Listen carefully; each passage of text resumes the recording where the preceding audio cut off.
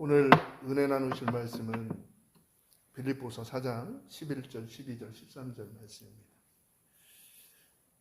제가 읽어드리겠습니다. 내가 궁핍함으로 말하는 것이 아니라 어떠한 형편에든지 내가 자족하기를 배웠노니 내가 비천에 처할 줄도 알고 풍부에 처할 줄도 알아. 모든 일에 배부르며 배고픔과 풍부와 궁핍에도 일체의 비결을 배웠노니 내게 능력 주시는 자 안에서 내가 모든 것을 할 수 있느니라. 아멘. 제가 지난 겨울방학 동안 대단히 부끄러운 일을 한번 당했습니다. 그리고 빌립보서 4장 이 말씀을 들으면서 다른 목사님의 설교를 들으면서 내가 몸소 경험하게 하시는 것도 하나님의 은혜다라고 제가 생각을 했는데요. 오늘 두 번 배움에 대해서 배웠노니 이렇게 얘기하는 이 배우다라고 하는 헬라어가 만타노라고 하는 단어라고 그럽니다. 그런데 그냥 단순하게 배운다라고 하는 것이 아니고 습관이 되도록 반복해서 연습한다, 그런 의미가 있는 말이라고 그럽니다. 제가 30살에 결혼을 했거든요. 저희 집사람이 23살이었고 또 좀 더 내려가면 제가 교회 마당에서 20살 먹은 코 찔찔 흘리는 저희 집사람한테 청혼을 했어요. 너 오빠한테 시보게 될 거야. 저희 집사람이 20살 때였어요. 그리고 제가 이제 27살 때였는데 하나님께서 너무 강력하게 보여주신 게 있기 때문에 제가 이렇게 집사람한테 그냥 무턱대고 겁없이 청혼을 했던 거죠. 그런데 저희 집사람이 처음에는 굉장히 황당했을 텐데 저희 집사람도 저를 따라오기 시작했어요. 그래서 이제 30살 먹어서 결혼도 했죠. 그런데 너무 어려운 거예요. 저도 이제 조실부모하고 저희 처갓집도 장인 양반이 이제 저희 집사람 3살 때인가 3살 4살 때인가 교통사고로 돌아가시고 딸 넷에 아들 하나 있는 이제 집에 막내딸이에요, 제 집사람이. 그러니까 너무너무 어려웠어요, 환경이. 그러니까 결혼해서 정말 요만한 그 월세방에서 제가 전도사 부임해서 한 달에 돈 조금 받고 이제 사역을 시작했단 말이죠. 그렇게 한 10년 정말 뭐 그냥 어디 가든 손을 내밀고 손을 벌려야 될 정도로 그렇게 힘들었던 것 같아요. 물론 제가 자존심이 있어서 누구에게 도와달라고 하지는 않았습니다. 그러나 하나님께서 참 감사하게도 많은 도움을 주셨어요. 제가 호원 캠퍼스 교회를 섬기면서도 우리 교수님들에게 많은 도움을 받았죠. 그런데 작년 겨울에 이런 일이 있었습니다. 작년 겨울에 이제 겨울방학을 마치고 저희 큰딸아이가 전주대학교 경배와 찬양학과를 다니는데 지금 2학년이거든요. 저한테 얘기하는 거예요. 아빠, 애은교회라는 곳에서 목사님이 자기를 보자고 한다는 거예요. 전주 애은교회에서. 왜 보자고 해? 그러니까 와보라고 그런다는 거예요. 왜 목사님이 너를 와보라고 해? 그랬더니 모른다는 거예요. 저도. 그래? 그런데 이제 제 생각하기에 저희 아이가 지금 경배와 찬양학과 2학년이었거든요. 지금 이제 3학년이지만 제가 제 눈에 보기에 너무 부족한 거예요, 이 녀석이.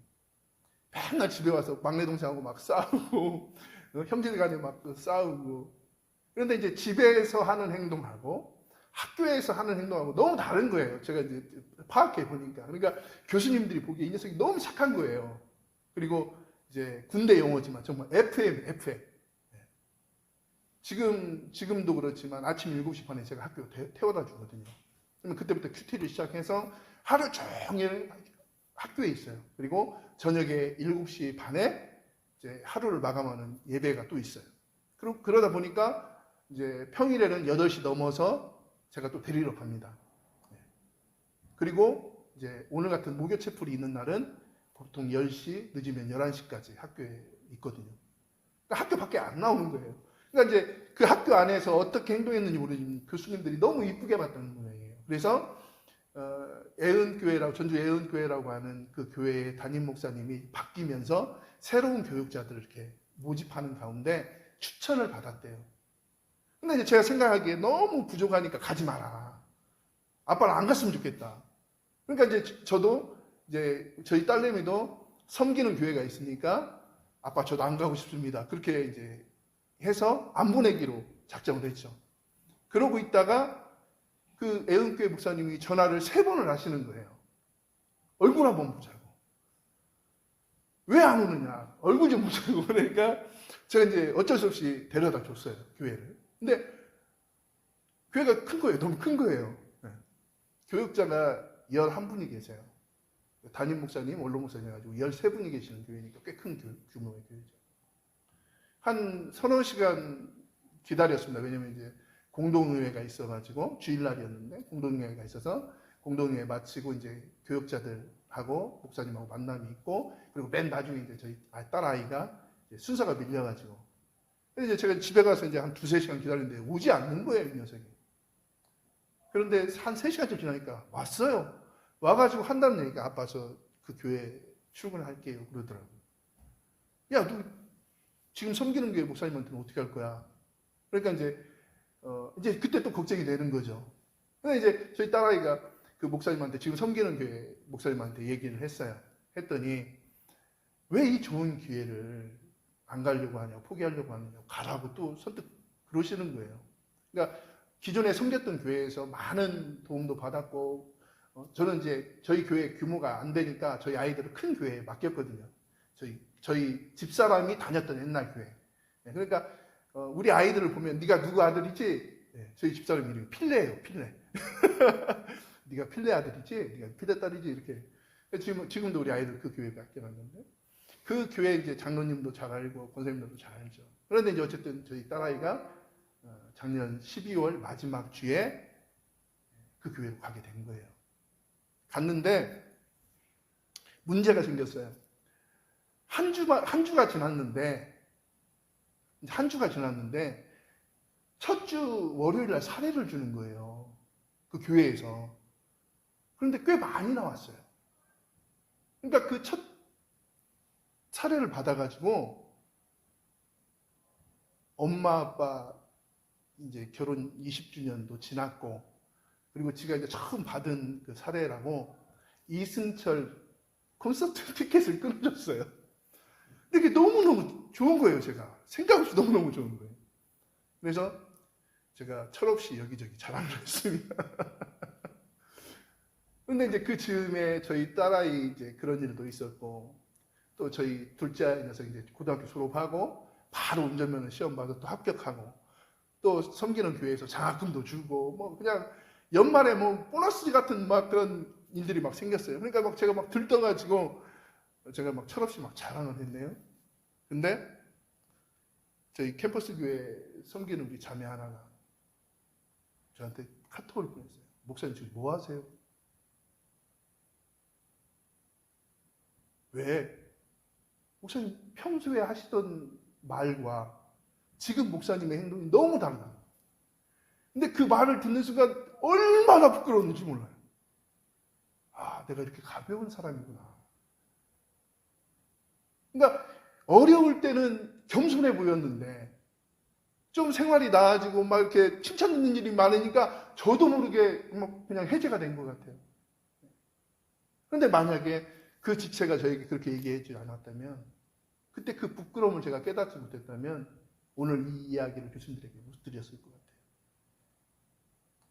우리가 일평생 살아가는 동안 좋은 일이 있을 때나 나쁜 일이 있을 때나 우리가 신앙생활 하면서 늘 만나는 일이 그런 일들인 것 같아요. 좋은 일을 만나면 막 웃던 사람도 어려운 일을 만나면 그냥 인상 쓰고 막 세상의 모든 비애를 다 가진 사람처럼 막 그러잖아요.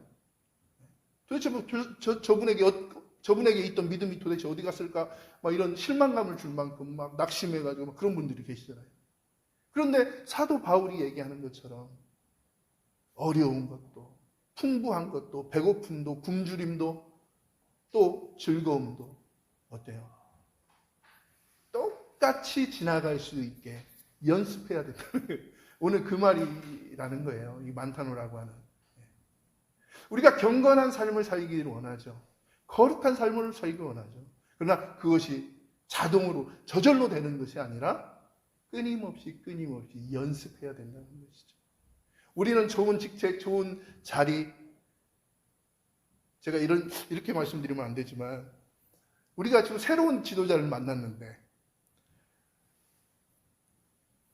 거룩해 보이지 않는 거예요. 제 느낌에. 예. 제가 저하고 종시 아닙니까? 그런데 저는 사실 싫어요. 이번 대통령이 너무 싫은 거예요. 예. 그런데 양복을 입고 그 좋은 위치에 있어도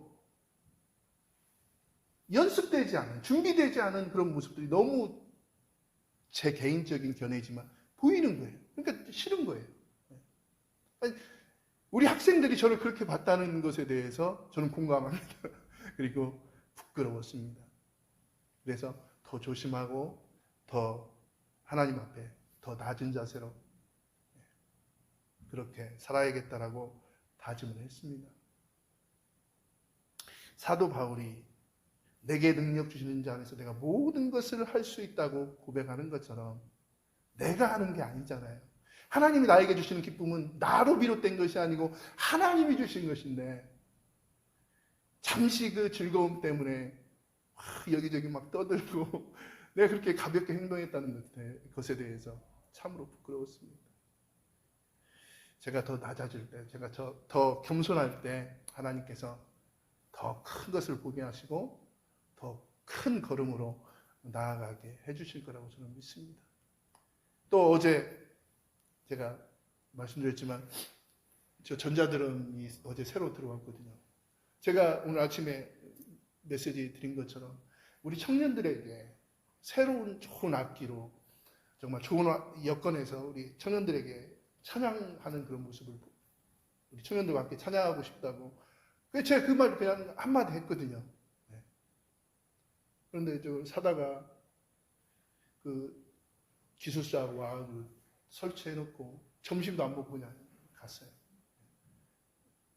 그 모습을 보면서 야 정말 저런 게 정말 능력이다. 내가 이렇게 했어. 우리들은 그럴 수 있잖아요. 그런데 형 절대 나한테 고마워하지 말라. 제 동생이거든요. 형 절대 고맙다고 하지 말라. 내가 받을 것은 내가 나중에 하나님께 받겠다고. 네, 그렇게 하고 가더라고요. 우리 교수님들이 늘 그렇게 해오시고 계신 것도 제가 너무너무 잘 알고 너무너무 감사하죠.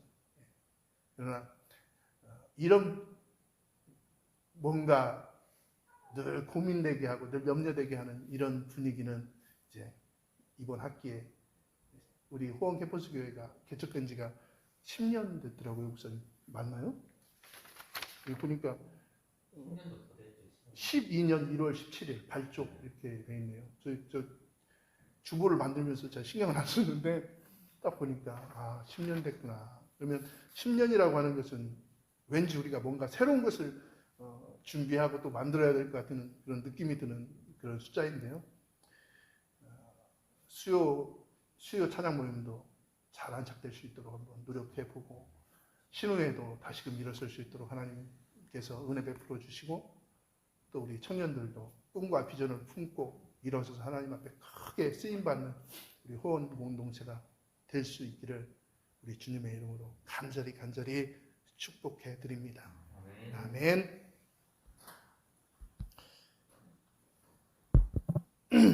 이 시간은 헌신 예배인데요. 제가 찬양 하나 준비했습니다.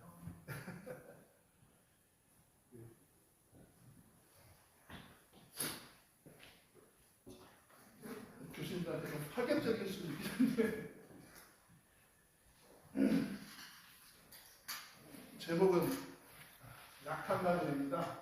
이 찬양 아시죠? 약한 나그네.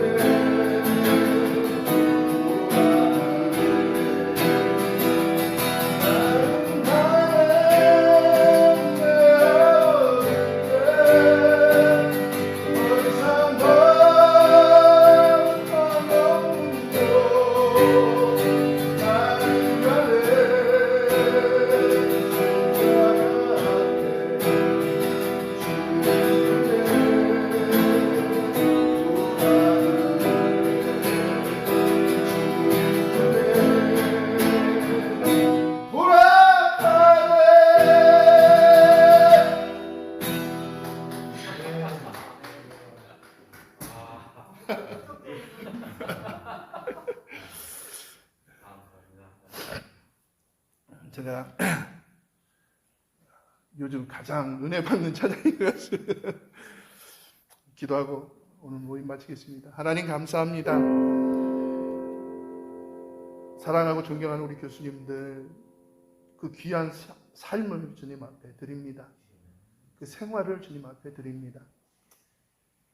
다른 그 어떠한 대가도 바라지 않습니다. 그저 우리가 이 땅에서 하나님의 자녀로서의 삶, 맡은 청지기의 삶을 담대히 살아가고자 하는 그런 귀한 마음으로 주님 앞에 섭니다.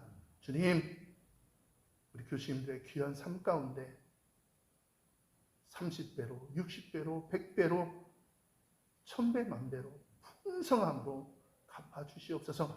이 물질이 쓰이는 곳에 청년들의 영혼들이 회복되어지고 살아나는 역사 있게 도와주옵소서. 지금은 우리를 죄와 사망 가운데서 구원하신 우리 주 예수 그리스도의 은혜와 아버지 하나님의 측량할 수 없는 그 사랑하신 성령님의 내주 교통 충만케 하시는 은혜와 역사가 학교를 사랑하고 제자들을 사랑하고 또 동료 교수님들을 사랑하는, 그래서 그들을 위하여 먼저 희생하고 헌신하는 사랑하는 우리 교수님들의 귀한 삶 가운데, 그리고 우리 혼 공동체 위에 지금부터 영원까지 함께 하시기를 간절히 축원드리옵나이다. 아멘.